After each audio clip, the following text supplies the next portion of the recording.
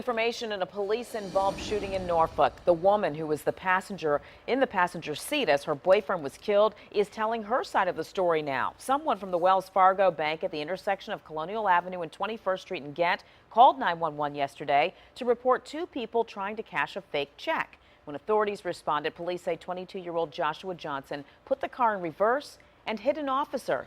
Then another officer shot him to death. 10 on your side's Anne McNamara spoke to Virgie Mae Hairston, the suspect's girlfriend, who says police are not telling the truth. Anne?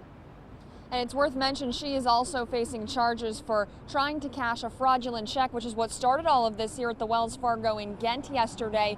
Today she told us about how she hid in the floor of the passenger seat as she dodged bullets and her boyfriend was shot by police. He panicked. Yeah, he panicked. Virgie Mae Hairston says her boyfriend Joshua Johnson panicked when a police car blocked their car from going through this bank drive-through. We pull up to the teller. The lady say, "Hold on, my computer is messing up." The police come straight in front of us. Next thing you know, he hop out the car and start shooting.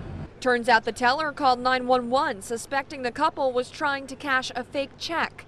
Norfolk police say there were two officers on scene, one in front of the couple's vehicle and one behind it. The one behind was walking with a gun drawn toward the passenger side. Virgie Mae says not true. No officer was behind us. No. Are you sure? I'm sure.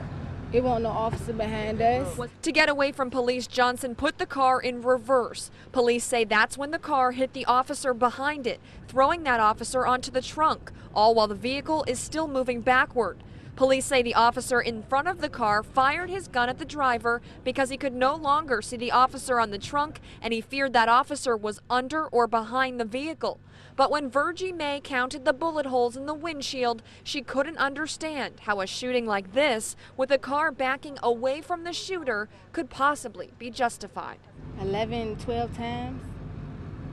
11, 12 times. Not one, not two. It shouldn't even got to the shots. They should have fired at the tires or something. Not at him, directly at him. And me, too, I'm in the car. They didn't think, they didn't care. Obviously, they didn't care.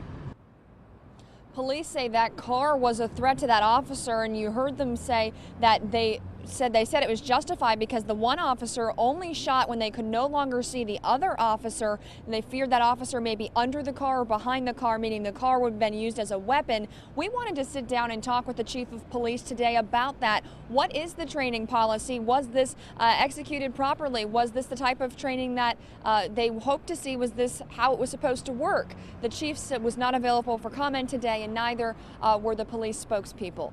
Live in Norfolk, I'm Anne McNamara, 10 on your side.